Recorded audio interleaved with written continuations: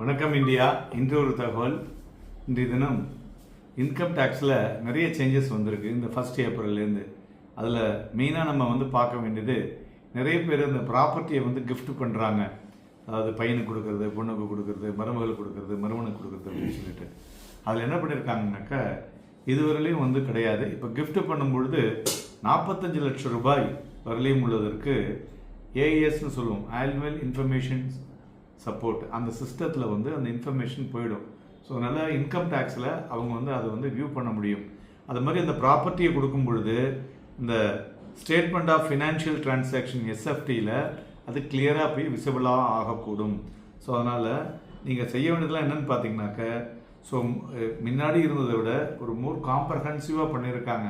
அதனால் நீங்கள் யாருக்கிட்டேருந்து இந்த ப்ராப்பர்ட்டியை வாங்குறீங்க, அது என்ன ரேட்டுக்கு அவங்க வாங்கினாங்க, என்ன ரேட்டுக்கு அவங்க கொடுக்குறாங்க. சப்போஸ் அந்த ப்ராப்பர்ட்டி கிஃப்டாக வரதில் உங்களுக்கு ரெண்டல் இன்கம் இருக்குன்னு வச்சுங்க, அதுவும் உங்களுடைய கிஃப்டில் இன்க்ளூட் ஆகும். ஸோ அதேமாரி ஆகும் பொழுது நீங்கள் உங்களுடைய ஆனுவல் இன்ஃபர்மேஷன் ஸ்டேட்மெண்ட்டில் ஹை வேல்யூ கிஃப்ட் டிரான்சாக்ஷனில் இது more visible to tax authorities. அதனால் நீங்கள் என்ன பண்ணணும் அப்படின்னு பார்த்தீங்கன்னாக்க, கம்ப்ளீட் டாக்குமெண்டேஷன் இந்த டோனர்ஸ்னுடைய ஒரிஜினல் காஸ்ட் ஆஃப் அக்யூசிஷன், அப்புறம் ரெலவெண்ட் ஷெட்யூல் இந்த அசட்ஸ் அண்ட் லைபிலிட்டி அதை ப்ராப்பராக பண்ணி year of receipt income tax ரிட்டர்னில் க்ளீனாக ஃபைல் பண்ணணும். அதுமாரி கிளியர்லி மென்ஷன் இந்த அசட் டிஸ்கிரிப்ஷன், இந்த ப்ராப்பர்ட்டி கிஃப்ட் அப்படிங்கிறத போடணும்.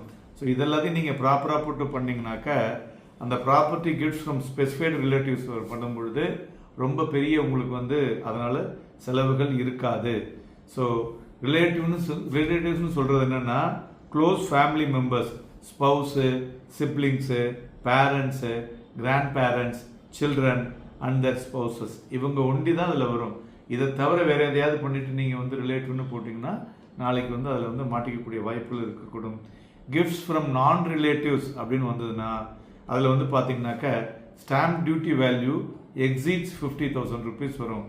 Entire value taxed under income from the other சோர்சஸில் வந்துடும். ஸோ அதனால் gifts received even from a non relative ஜாக்கிரதையாக பார்த்து பண்ண வேண்டும். நன்றி, வணக்கம்.